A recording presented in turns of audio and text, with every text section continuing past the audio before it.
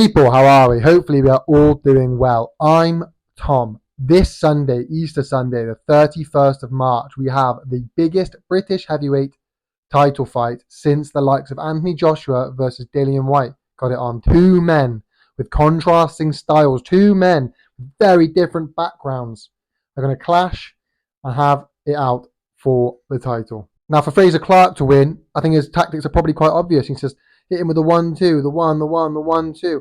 Stand behind his basic boxing fundamentals that he's accrued through the probably hundreds of rounds he's shared with the likes of AJ and Joyce and even Dubois. I think they fought a couple of times as an amateur.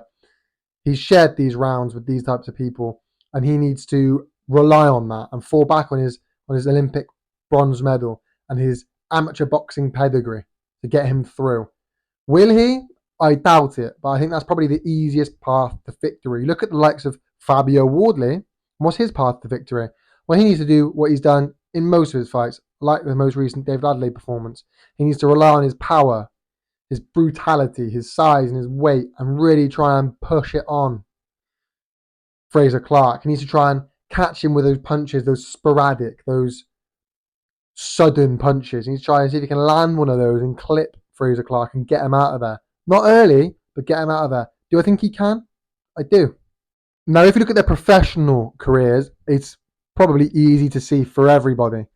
Fabio Wardley has definitely had the better degree, if you like, pedigree, since turning over. His amateur experience is non-existent. The white collar, I suppose, he's had, didn't have much of it, translated into the pros, and he's been pretty good coming up. I think I was somebody who didn't really see much, I'm somebody who prefers the traditional route, going through the amateurs and turning over. Someone think like, Joyce did it.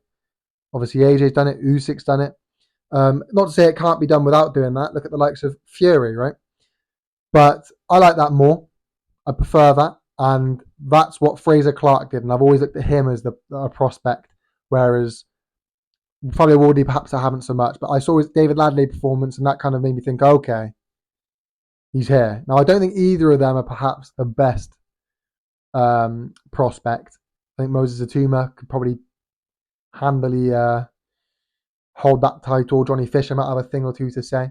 But these two are definitely names that are there, right? And like I say, Fabio Wardley didn't have much experience before turning pro, turned pro, and he's definitely accrued that. Whereas you look at Frazer Clarke, who has that amateur pedigree, that amateur experience, the Olympic experience, since turning pro, you've not really seen too much of it.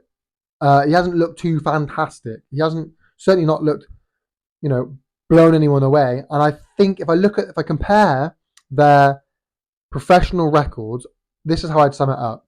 There is nobody on Frazer Clarke's record that I think would give Fabio Wardley trouble. I don't think anybody on Frazer Clarke's record would give Fabio Wardley trouble. That said, I do think there are people on Fabio Wardley's record who would trouble Frazer Clarke. Now, do I think they'd beat Frazer Clarke? I'm not saying that. Do I think they're in with a shout of beating Frazer Clarke and would cause him trouble? Yes, I do. So I think for that reason, you got to give it to Fabio Wardley. Looking at that amateur background, obviously, it's not even a competition. Frazer Clarke walks over Fabio Wardley. Fabio Wardley had a few white-collar boxing matches, 4, I think it was. Frazer Clarke's gone to the Olympics. He's sparred rounds. He's been the understudy to AJ, been the understudy to Joyce. He's sparred rounds with the likes of those people. It's not even close. An Olympic bronze medal, a few white-collar boxing events. You got to look at that and go, okay, he's got the experience. But, and perhaps is the better boxer. But as a pro, Fabio Wardley takes the cake. Now, like I said, I think Fabio Wardley needs to go in this and try and think, I'm not going to be able to I'm not going to find it easy to outbox an Olympian. The judges, the refs, everyone's going to want the Olympian to prevail with his boxing skills. What does it say if him with the amateur background comes in here and underperforms to me? Now, I'm not saying that there's going to be bias or anything, but that's the attitude he needs to have. He needs to go in there thinking, stick to my skills, don't go hell for leather, but let's try and wear him down, try and break down the screw. Who knows how far Frazer Clarke can go. Just keep driving in the screw and then eventually get to him. with a big punch late. That's if I'm Frazer, Fabio Wardley, that's the game plan I'm going in with. If I'm Frazer Clarke, I'm thinking, let him do that. Let him come in and try and bully me around and hit me hard. And I'll show him what it's like when I've gone the rounds with AJ and I've gone the rounds with Joyce and I've gone the rounds with through and through, out and out heavyweights. And I'll show him that you're not going to bully me around. You're not going to push me around the ring. You're not knocking me out. Let him blow a gasket. Let him empty his tank. Just stay behind your ones and your twos. Stay behind your double jab. Stay behind your backhand. And just let him do his thing. And then just keep doing your thing and just cruise your way through. Get that first title under your belt. Now, the issue is, I think that Frazer Clarke might get caught in a firepower battle. I'm not sure if he's got the skills to keep Fabio Wardley off for 10 round, 12 round fight. Whereas I do think Fabio Wardley has the skills and the power to be able to get to Frazer Clarke within a 10 round, 12 round fight. I think he's also got the skills, the boxing ability to be able to get to him.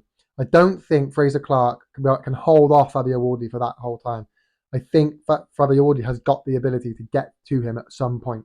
And then the question is, well, when he does get to him, what happens then? So the long and short of it, I think Fabio Wardley will eventually get to Frazer Clarke. I think it's just more likely he gets to him than doesn't.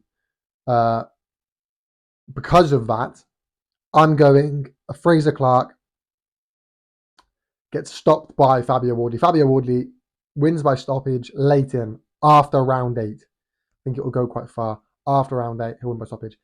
Maybe points.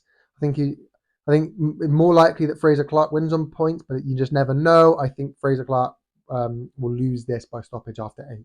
You let me know your thoughts down below, people. Thank you so much for watching, and you know how it works. Make sure you leave a like, comment, and subscribe if you know how YouTube works. Peace.